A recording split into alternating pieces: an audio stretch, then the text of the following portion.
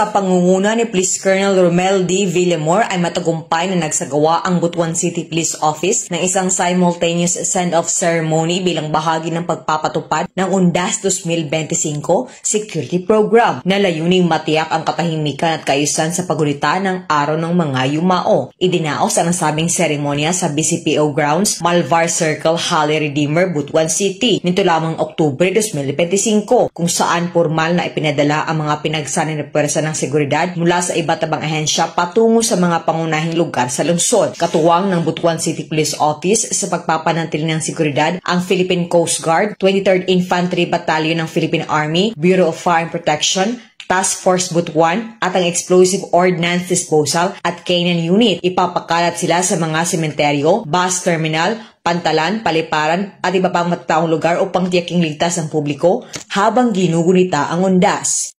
Mula rito sa Rio ng Caraga, ako yung PNN correspondent, Patrolwoman K. Francisco, alagad na batas, taga-taguyod ng Balitang Pulis.